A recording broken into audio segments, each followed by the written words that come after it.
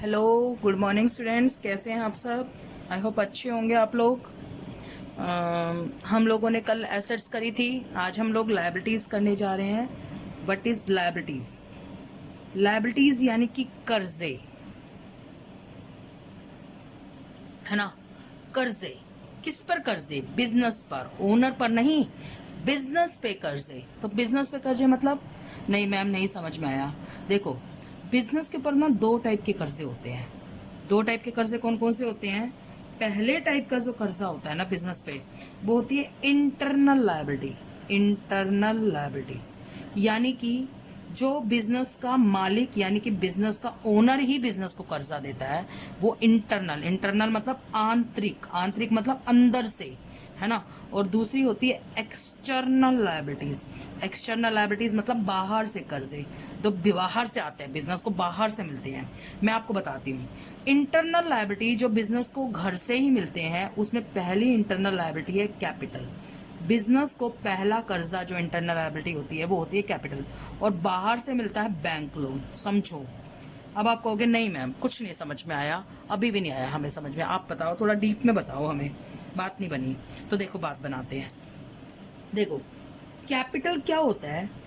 Capital वो amount होता है जो ओनर ने लगाया है बिजनेस में। मतलब capital is the amount invested bye owner, जो ओनर ने लगाया है बिजनेस में। समझो मेरी बात, समझो। ये है बिजनेस, ये बिजनेस हो गया, फाइन, ये बिजनेस हो गया, ये बिजनेस है बिल्डिंग बिजनेस की। और ये हो गया ओनर। ओनर जो बिजनेस को पैसे दे रहा है ना, वो दे रहा है कैपिटल।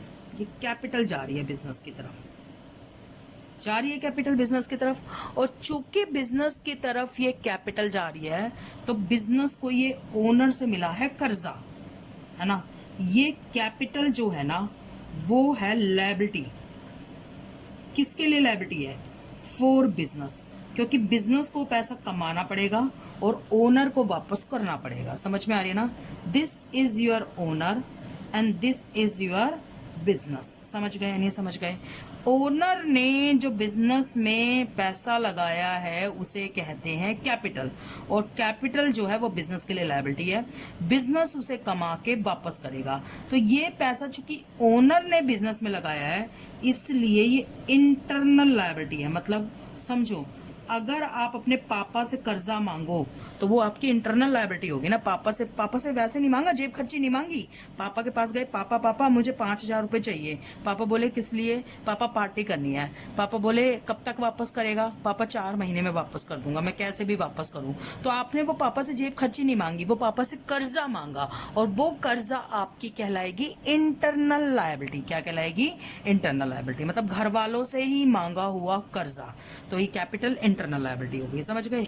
दूसरी इंटरनल लायबिलिटी है प्रॉफिट। प्रॉफिट कर्जा होता है। अगर किसी बाहर वाले से आप कहोगे ना कि प्रॉफिट कर्जा होता है, वो आपको 4 चांटे लगाएगा, कहेगा प्रॉफिट कब से कर्जा होने लग गया, कहाँ से सीख रहे हो, कहाँ से पढ़ रहे हो, प्रॉफिट थोड़ी ना कर्जा होता है। कहते हैं पढ़ना बंद करो वहां से जहां से आप सीख रहे हो, प्रॉफिट कोई कर्जा नहीं होता। प्रॉफिट कर्जा होता है बच्चों, प्रॉफिट आपका कर्जा ही होता है, इसलिए उसे आप हमेशा लायबिलिटी साइड में ही देखोगे। कैसे?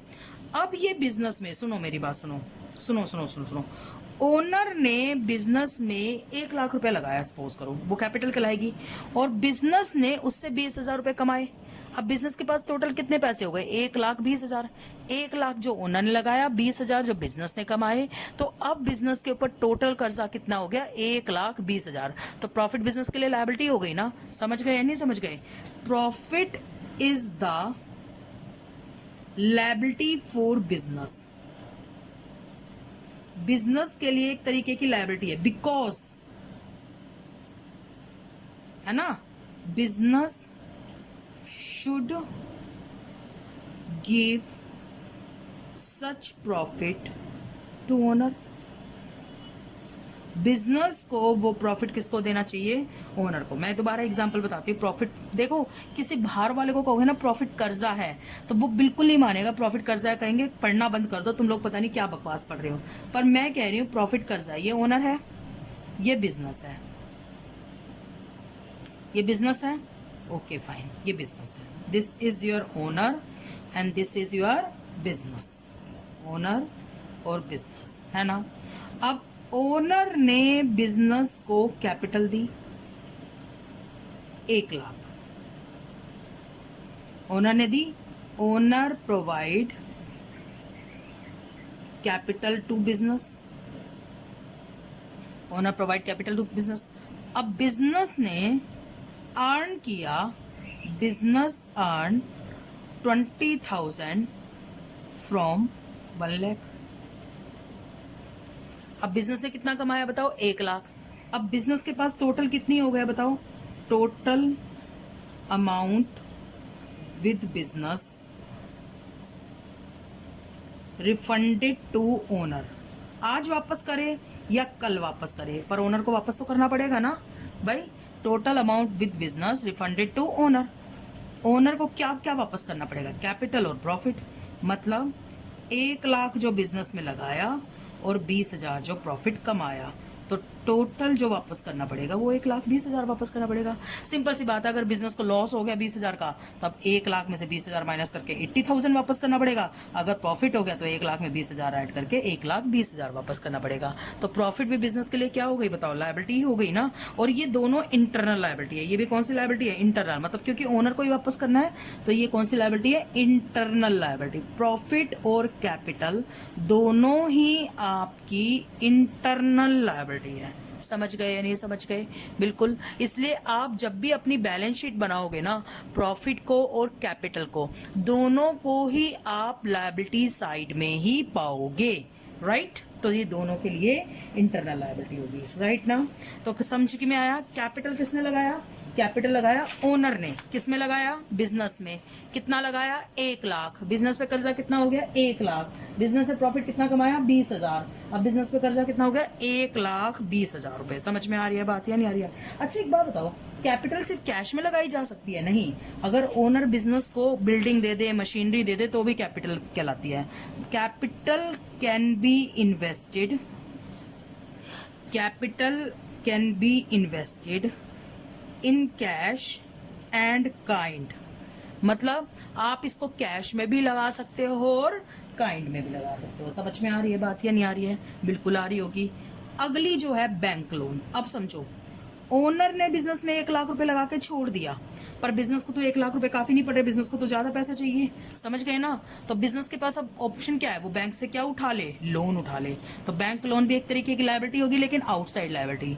तो बैंक लोन क्या है, bank loan is the loan taken by business, business ने लिया है loan, from financial institution. Financial institution यानी कि बैंक, बैंक से जो लोन लेते हैं, राइट ना, ओके।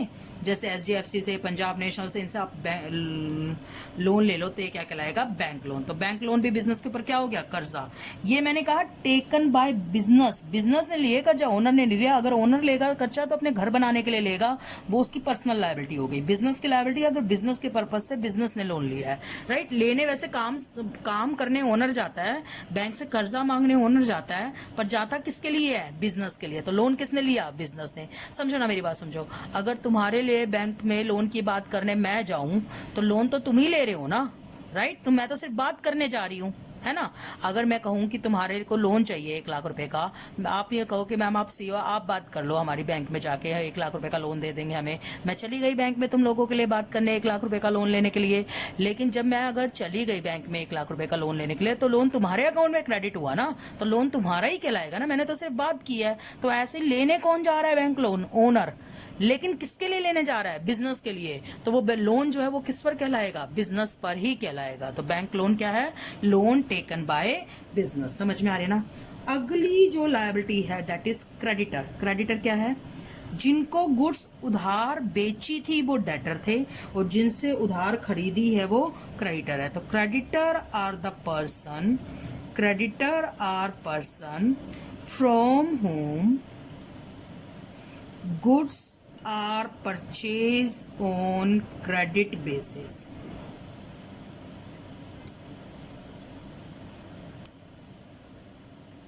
है ना। और ये गुड्स कौन परचेज कर रहा है? ओनर की बिजनेस। बिजनेस सिंपल सी बात है, देखो बच्चों सब काम बिजनेस ही कर रहा है, टेंशन लेने की जरूरत नहीं है।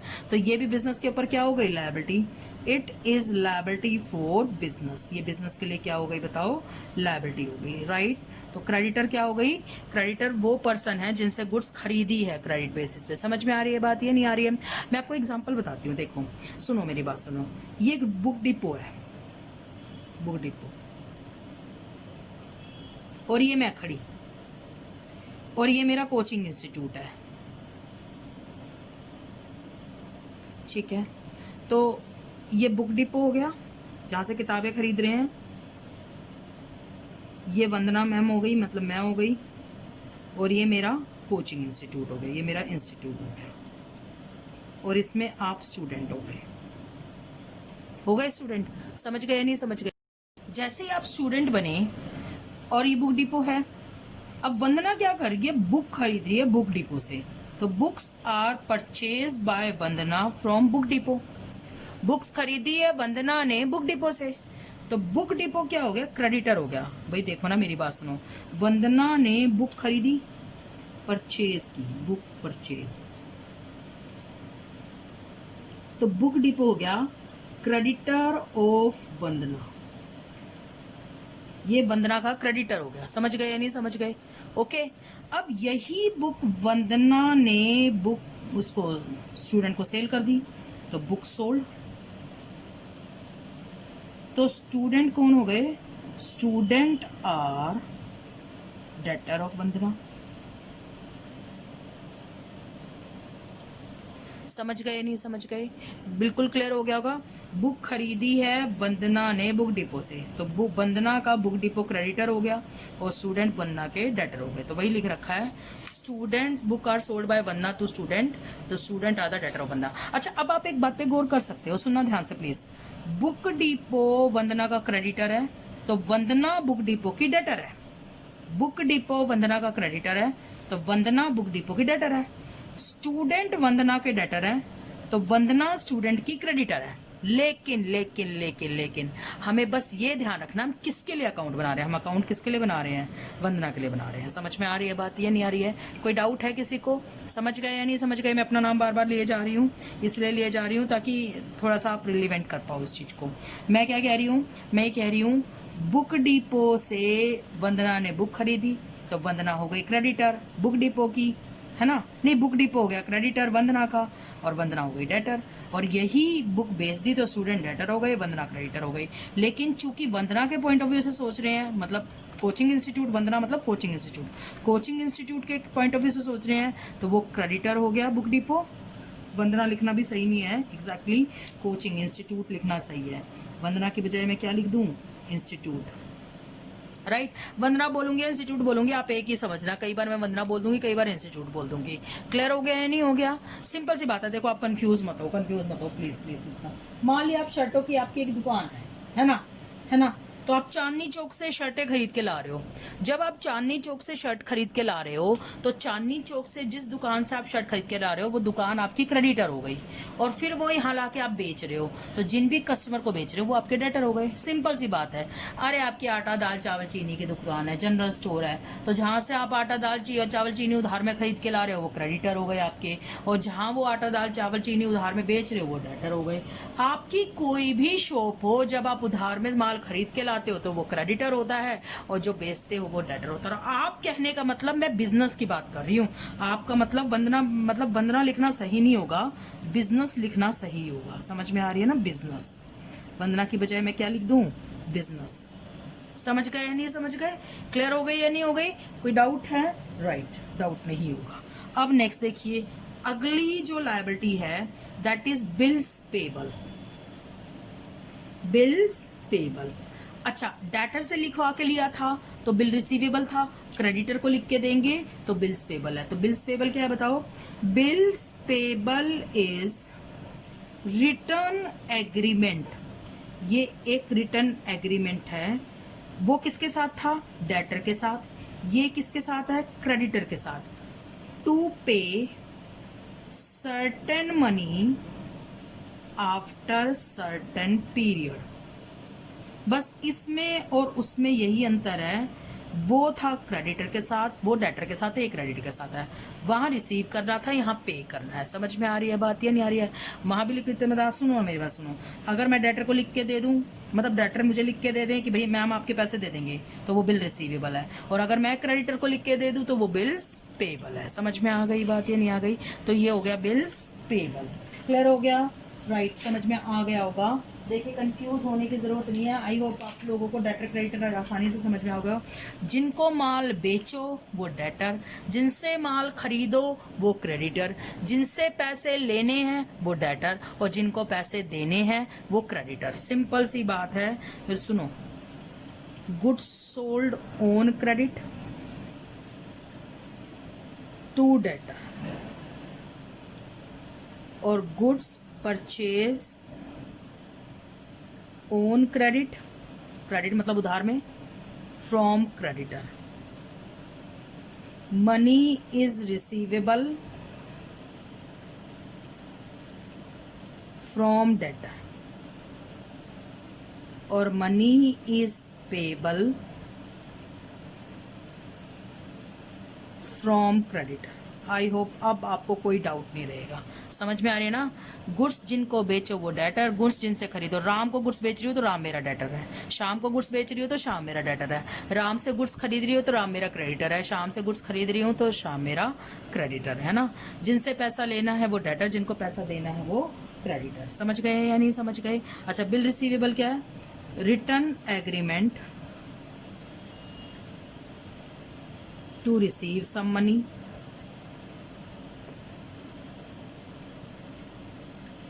is bill receivable,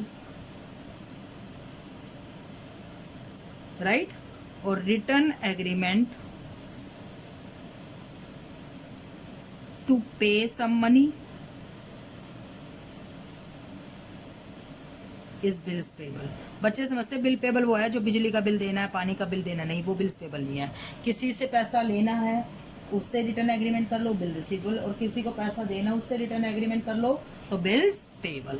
तो ये आपका पॉइंट नंबर 2, 2, 3, 4, 5 और 6, और ये आपका पेज नंबर होगा आपका 4 या 5, पेज नंबर हो गया आपका ये 5। समझ गए या नहीं समझ गए? आई होप अब तो आपको समझ में आ गया होगा। क्लियर हो गई डेटर क्रेडिटर के बीच में अंतर, और बिल रिसीवेबल और बिल्स पेबल के बीच में अंतर। ये बात शुरुआत में इसलिए कर रही हूँ कि बाद में कंफ्यूजन मत लाना कि मैम इसका मतलब क्या होता है, इसका मतलब क्या होता है। 2 बार 3 बार 4 बार जितनी बार वीडियो देखनी है देखो आप आराम से, राइट? बाद में पूरे साल पूरी जिंदगी कंफ्यूजन रहता है बच्चों का। फाइनल ईयर में बच्चे आ जाते हैं और फिर पूछते हैं ma'am debtor creditor bill receivable bills payable क्या होता है। मेरे को इतना इरिटेशन होती है फाइनल ईयर के बच्चे जब ये बातें पूछते हैं। यार 11th क्लास के स्टार्टिंग में बतानी चाहिए ये बात, और तुम फाइनल ईयर के में आके पूछते हो, राइट? Page number 6। अब आगे सुनिए, बैंक ओवरड्राफ्ट, अगली लायबिलिटी। बैंक ओवरड्राफ्ट, हमने कितनी लायबिलिटी कर ली? हमने जो लायबिलिटी कर ली मैं आपको बताती हूँ। हम लोगों ने जो लायबिलिटी कर ली, पहली लायबिलिटी करी कैपिटल, दिख रही है? ये हमारी पहली लायबिलिटी थी कैपिटल। कैपिटल के बाद हमने दूसरी लायबिलिटी की प्रॉफिट, ओके। प्रॉफिट के बाद हमने तीसरी लायबिलिटी करी बैंक लोन। बैंक लोन के बाद चौथी लायबिलिटी की क्रेडिटर। क्रेडिटर के बाद पांचवी की बिल्स पेबल। समझ में आ रही है बात या नहीं आ रही है? अब हम जो करने जा रहे हैं 6th liability, that is bank overdraft, bank से ज्यादा पैसे निकाल लेना। तो ये तो मैम बैंक से लोन लेना हो गया, नहीं बेटा, बैंक लोन ओवरड्राफ्ट और बैंक लोन में अंतर होता है। पहली बात इसका मतलब निकालूं, विड्रॉ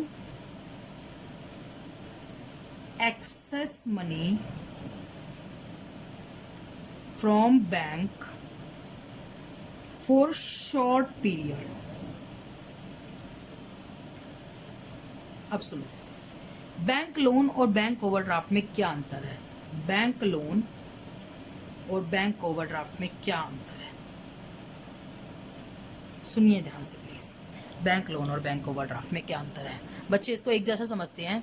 हमने बैंक से 1 लाख रुपीस का लोन उठाया, बोलो ठीक है,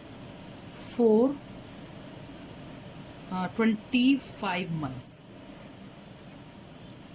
तो एवरी मंथ इंस्टॉलमेंट कितनी हो जाएगी, 1 लाख डिवाइडेड बाय 25, तो ये हो जाएगी 4000। समझ गए नहीं समझ गए, राइट? 4000 इंस्टॉलमेंट हो गई हमारी, फाइन। ये तो हो गया बैंक लोन। बैंक ओवरड्राफ्ट क्या है, हमारे बैंक में डिपॉजिट है 5000 रुपये डिपॉजिट है, हमें पैसों की ज़रूरत पड़ी, हमने विड्रॉ कर लिए 7000। बैंक ये करने देता है? करने देता है। जो बैंक के रेपुटेटेड कस्टमर होते हैं ना, उनको करने देता है, मुझे है ना, तुम्हें नहीं करने देगा, मुझे करने देगा। मुझे बैंक से आज के टाइम में 25 लाख की ओवरड्राफ्ट फैसिलिटी मिली हुई है। इसका मतलब अगर मेरे बैंक में 1 लाख रुपए जमा है तो मैं बैंक से 26 लाख रुपए निकाल सकती हूँ। मुझे करने दे रहा है बैंक क्योंकि मैं सीए हूँ। तुम्हें नहीं करने देगा क्योंकि तुम अभी छोटे बच्चे हो। तुम्हें भी करने देगा डेफिनेटली। मुझे 25 किया तो तुम्हें और ज़्यादा मिलेगी जब तुम मेरे से लाइफ में और आगे निकल जाओगे। और डेफिनेटली मेरे बहुत सारे बच्चे मुझसे बहुत बहुत बहुत ज़्यादा कामयाब है। बच्चे हमेशा ज़्यादा सक्सेसफुल हो जाते हैं टीचर से, है ना, राइट? मेरे जो टीचर थे जो 10th में थे, उनसे ज़्यादा सक्सेसफुल मैं हो गई और मेरे से ज़्यादा सक्सेसफुल तुम हो जाओगे। डेफिनेटली ये तो होना ही है, राइट? तो अब मैंने 5000 मेरी डिपॉजिट है, मैंने 7000 निकाल लिया, 2000 बैंक में नेगेटिव बैलेंस रह गया। अब क्या हुआ, मैंने अगले दिन बैंक में, मतलब 2 दिन 4 दिन बाद, फिर मैंने बैंक में 10,000 रुपये जमा करा दिए। अब मेरा बैंक में 8000 पॉजिटिव बैलेंस हो गया ना। फिर मैंने विड्रॉ कर लिए 15,000 रुपये। तो बैंक में जो बैलेंस रह गया, ये मेरा 7000 नेगेटिव हो गया, है ना। फिर मैंने फिर डिपॉजिट करा दिए 4000 रुपये, अभी भी मेरा 3000 नेगेटिव रहा। समझ गए, 7 नेगेटिव था ना। फिर मैंने प्लस कर दिए, फिर डिपॉजिट कर दिए या विड्रॉ कर लिए 6000 रुपये। तो 6 3 पहले नेगेटिव था, 3 6 बने तो 9000 नेगेटिव हो गया। 3 पहले नेगेटिव था, 6 बाद में हुआ तो 9000 नेगेटिव हो गया। तो ये कहलाता है बैंक ओवरड्राफ्ट। समझ में आ रही है बात या नहीं आ रही है? जब आप पर्टिकुलर फिक्स टाइम पीरियड के लिए लोन उठा लेते हो और उसकी फिक्स इंस्टॉलमेंट बनवा देते हो तो ये बैंक लोन कहलाता है। और जब आप बार बार पैसे बैंक से निकालते रहते हो, डालते रहते हो, निकालते रहते हो, डालते रहते हो, तो ये आपका बैंक ओवरड्राफ्ट कहलाता है। समझ में आ रही है बैंक ओवरड्राफ्ट और बैंक लोन में अंतर? आई होप अब आपको समझ में आ गया होगा, अब आप लाइफ में कंफ्यूज नहीं होगे। मैं फिर कह रही हूँ, रिपीट टेलीकास्ट देखते रहना अगर आपको कंफ्यूजन है तो, बैंक लोन और बैंक ओवरड्राफ्ट में, राइट। अगली लायबिलिटी, 2 एसेट्स छुड़वा रखी है मैंने, prepaid expenses and accrued income, और 2 लायबिलिटी छुड़वा रखी है मैंने, outstanding expenses and income received in advance. इनको मैं एक साथ डिस्कस करूंगी अगले टॉपिक में। समझ में आ रही है बात या नहीं आ रही है? फिलहाल ये मेरा पेज नंबर 7 हो गया, पेज 7। देखो बच्चों, जब हम एक्सपेंसेस की बात करते हैं ना, तो इसमें 3 टाइप होते हैं। 3 टाइप कौन कौन से? पहला टाइप, एक्सपेंसेस पेड, मतलब खर्चे पे कर दिए। एक्सपेंसेस मतलब रेंट, सैलरी, जो हर महीने रेंट देते हैं। एक्सपेंसेस वो होते हैं जो हर महीने दिए जाए। अभी थोड़ी देर के लिए समझ लो, जो रेगुलर बेसिस पे दिए जाए वो एक्सपेंसेस है। एक्सपेंसेस का मतलब पेड ऑन रेगुलरली। जैसे रेंट जाता है तो हर महीने जाता है, सैलरी जाती है तो हर महीने जाती है, इंटरेस्ट जाता है तो हर महीने जाता है। अगर कर्जा ले रखा है तो ब्याज जाएगा, किराए पे घर ले रखा है, मतलब किराए पे बिजनेस के लिए किराए पे बिल्डिंग ले रखी है तो रेंट जाएगा। बिजनेस के लिए अगर किराए पे बिल्डिंग ले रखी है तो रेंट जाएगा। बिजनेस के लिए एम्प्लॉय रख रखे है तो सैलरी जाएगी, और अगर लोन ले रखा है तो इंटरेस्ट आएगा। तो ये हर महीने जाता है, यानी कि रेगुलरली जाता है, तो ये एक्सपेंसेस कहलाता है। अब एक्सपेंसेस में 3 टाइप के एक्सपेंसेस हो गए, एक्सपेंसेस पेड, प्रीपेड एक्सपेंसेस और आउटस्टैंडिंग एक्सपेंसेस। अभी हमारा कौन सा ईयर चल रहा है बताओ? 2020-21, मतलब 2021। पता है क्या होता है? अकाउंट्स में जो साल है ना, वो 1 अप्रैल 20 से शुरू होगा और 31 मार्च 21 को ख़त्म होगा। जनवरी टू दिसंबर का साल नहीं चलता, यहाँ अप्रैल टू मार्च चलता है। समझ गए या नहीं समझ गए? मैं आपको दोबारा बताती हूँ। हमारे अकाउंट में, मैं बताना भूल गई, प्लीज़ मैं बताती हूँ, अगले पेज पे बताती हूँ, पेज नंबर 9 पे, पेज नंबर 9। हमारे अकाउंट में जो ईयर चलते हैं ना, वो दो टाइप के ईयर चलते हैं। एक चलते हैं कैलेंडर ईयर और एक चलता है फाइनेंशियल ईयर। कैलेंडर ईयर होता है जनवरी से शुरू होकर दिसंबर, जो आप हमेशा फॉलो करते हो, और फाइनेंशियल ईयर होता है अप्रैल से लेके मार्च। और आप देखो आपके स्कूल में भी तो फाइनेंशियल ईयर फॉलो होता है। अप्रैल में आपका नया सेशन शुरू होता है और वो अगले साल मार्च में खत्म होता है ना। फाइनेंशियल ईयर ही तो फॉलो होता है इसमें स्कूलों में। अब जैसे जो है कैलेंडर ईयर होगा तो 1 जनवरी मान लिया 2019 को खत्म शुरू होगा और 31 दिसंबर 2019 को ही खत्म हो जाएगा। 1 जनवरी 2020 को शुरू होगा और 31 दिसंबर 2020 को ख़त्म हो जाएगा। 1 जनवरी 2021 को शुरू होगा और 31 दिसंबर 2021 को ख़त्म हो जाएगा। फाइनेंशियल ईयर क्या होगा? 1 अप्रैल 2019 को शुरू होगा, 1 जनवरी की बजाय 1 अप्रैल 2019 को शुरू होगा और 31 मार्च 2020 को खत्म होगा। मतलब ये भी 3 महीने आगे चल गए। जनवरी है ना, जनवरी फरवरी मार्च छोड़ अप्रैल आ गया, और ये दिसंबर है ना, जनवरी फरवरी मार्च। मतलब समझ गए, इसमें भी 3 महीने जोड़ दो, इसमें भी 3 महीने जोड़ दो। और अगर 1 अप्रैल 2020 को शुरू होगा तो 31 मार्च 2021 को ख़त्म होगा, और अगर 1 अप्रैल 2021 को शुरू होगा तो 31 मार्च 2022 को खत्म होगा। समझ गए या नहीं समझ गए? तो इस तरीके से आपका फाइनेंशियल ईयर और कैलेंडर ईयर चलता है। हम लोग जो है ना, अब हमारी बुक में जितने भी एग्जाम्पल है ना वो फाइनेंशियल ईयर को लेके है, तो हम भी फाइनेंशियल ईयर को लेके ही करेंगे। समझ में आ रही है बात या नहीं आ रही है? हम कैलेंडर ईयर को फॉलो नहीं करेंगे, क्योंकि हमारी बुक में एग्जाम्पल फाइनेंशियल ईयर को लेके हैं, तो हम भी फाइनेंशियल ईयर को लेके ही अपने एग्जाम्पल्स को फॉलो करेंगे। राइट? तो अब देखो, आपका मान लिया 2021 का साल है, अभी 2021 ही चलेगा ना, 1 अप्रैल 2020 से 31 मार्च 2021, यही होगा। हम फाइनेंशियल ईयर का एग्जाम्पल लेंगे। अगर आप उसी फाइनेंशियल ईयर का खर्चा उसी फाइनेंशियल ईयर में पे कर दो, मतलब expenses of same financial year is paid in same financial year, तो ये आपके एक्सपेंसेस पेड कहलाते हैं। मतलब आपने 2020-21 का खर्चा 2020-21 में पे कर दिया, मतलब expenses of 2020-21 is paid in 2020-21। समझ गए या नहीं समझ गए? प्रीपेड एक्सपेंसेस क्या होते हैं?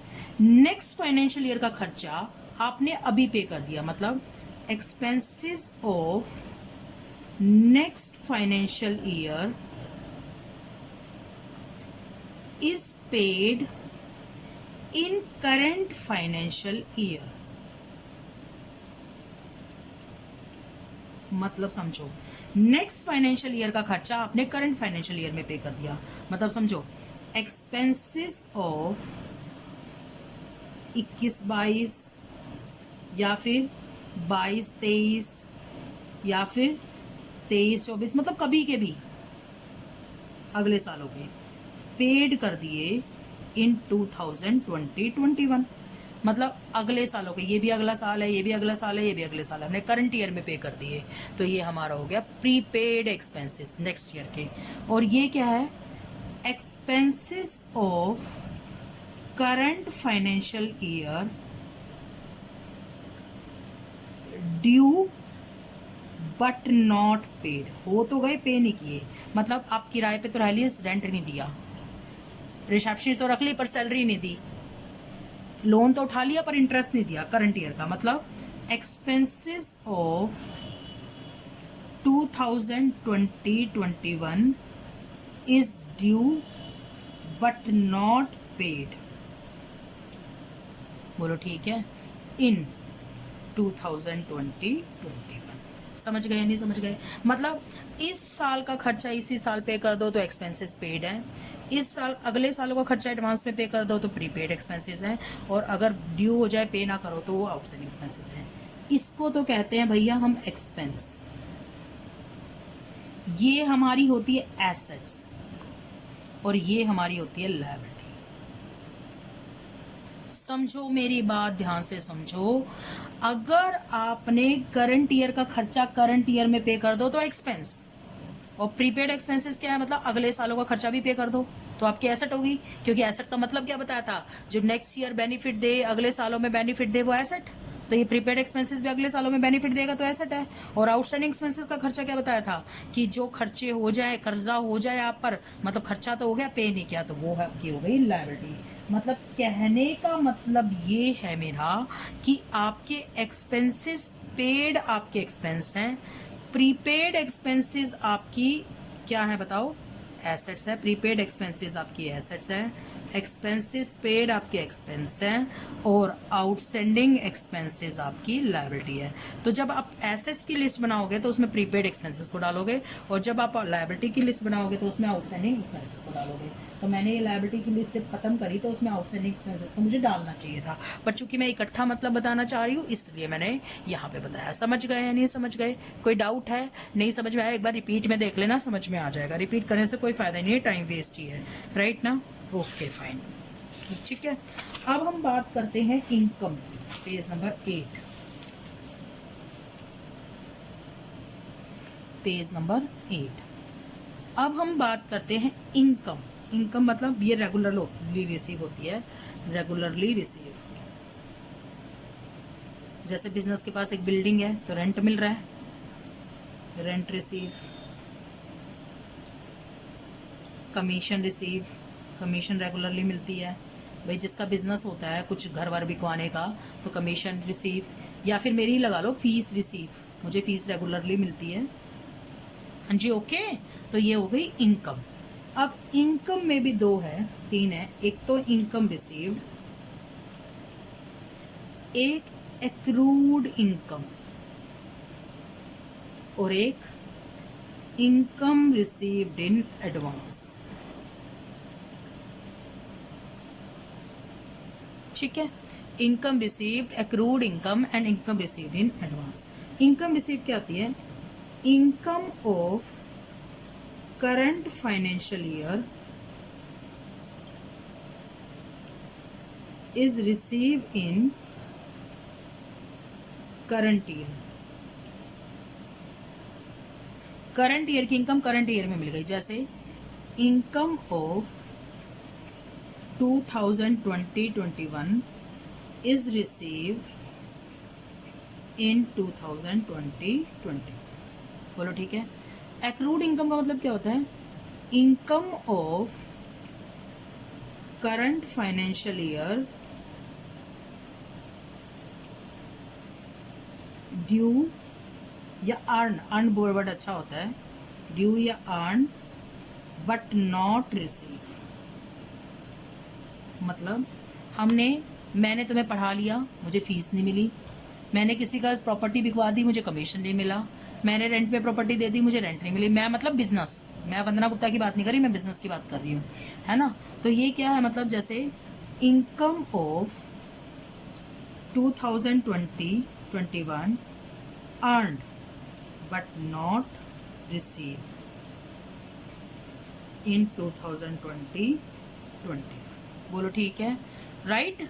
और इनकम रिसीव्ड इन एडवांस मतलब income of next year is received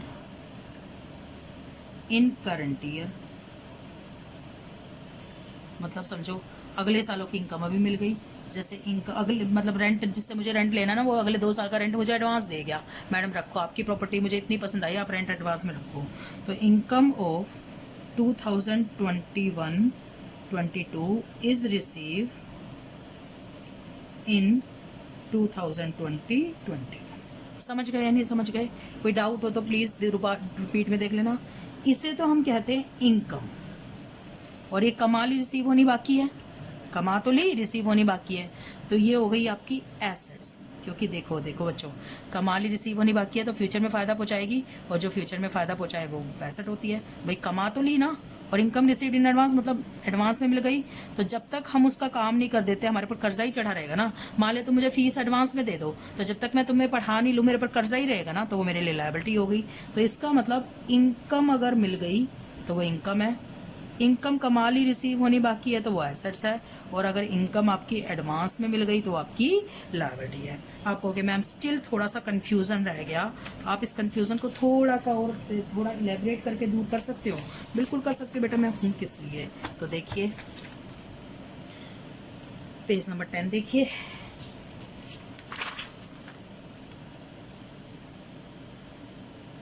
page number 10 देखो, expenses paid in advance,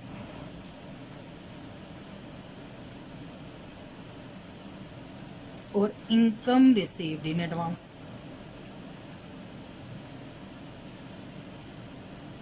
इसको प्रीपेड एक्सपेंस भी कहते हैं। अगर आप खर्चे एडवांस में पे कर दो तो ये होती है आपकी एसेट्स। क्यों? आपने एडवांस में पे कर दिए, नेक्स्ट मंथ पे नहीं करने पड़ेंगे, नेक्स्ट मंथ फायदा पहुंचाएंगे तो आपकी एसेट हो गई। और अगर इनकम आपने एडवांस में रिसीव कर ली तो ये आपकी लायबिलिटी हो गई, क्योंकि आपने काम किया नहीं, पैसे पहले मिल गए। तो जब तक आप काम निपटा नहीं दोगे कर्जा ही माना जाएगा ना। ये थोड़ी ना कि बिजनेस में कह देंगे हम उसका पैसे लेके भाग जाएंगे, भागेंगे थोड़ी ना। एक ईमानदार, एक ऑनेस्ट बिजनेसमैन जब तक काम नहीं कर देता, उसके पास जो एडवांस में पैसा आता है वो उसके लिए कर्जा ही होता है। ये बात समझ में आई? तो इन एक्सपेंस पेड इन एडवांस आपकी एसेट्स, और इनकम रिसीव्ड इन एडवांस आपकी लायबिलिटी। आगे expenses due but not paid, इसे कहते हैं आउटस्टैंडिंग एक्सपेंस। और income earned but not receive, इसे कहते हैं एक्रूड इनकम। अगर expenses due but not paid, खर्चे हो गए पे करने बाकी हैं, तो ये आपकी हो गई लायबिलिटी। और इनकम कमा ली रिसीव होनी बाकी है तो ये आपकी हो गई एसेट्स। मतलब समझो, खर्चे हो गए पे करने बाकी है, फ्यूचर में पे करने पड़ेंगे, और फ्यूचर में पे करने पड़ेंगे तो कर्जा। और इनकम कमा ली तो फ्यूचर में मिलेगी, और फ्यूचर में मिलेगी जो फ्यूचर में फायदा पहुंचाएगी वो आपकी एसेट्स। आई होप अब आपको समझ में आ गया होगा, राइट? नहीं तो रिपीट में देख लेना। ये आपकी मैंने लायबिलिटी और एसेट्स के टर्म समझा दिया। अगली क्लास में इनकम और एक्सपेंसेस करेंगे, और फिर फाइनली जाके हम आपका जो है 11th क्लास का सिलेबस स्टार्ट करेंगे। मुझे नहीं लगता कि अगर जब तक ये टर्म्स ना समझा दूँ 11th क्लास के सिलेबस को स्टार्ट करने का कोई फायदा होता है, क्योंकि इन टर्म्स को टीचर बोलते रहते हैं बीच बीच में, बच्चों को मतलब समझ में होते नहीं है, तो क्या फ़ायदा इन टर्म्स को ऐसे फिर करने का। वैसे देखिए पेज नंबर 1 हो गया, ये पेज नंबर 2 स्क्रीनशॉट ले लेना, page number 3, page number 4, page number 5, page number 6, page number 7, page number 8, page number 10 पहले ले लो, और ये पेज नंबर 9। आई होप अब आपको समझ में आ गया होगा। आप लोग देख लेंगे इसे अच्छे से, एसेट और लायबिलिटी के मतलब देख लेंगे, और फिर हम अगली क्लास में इनकम और एक्सपेंसेस के मतलब करेंगे। थैंक यू सो मच बच्चों, bye bye bye bye bye.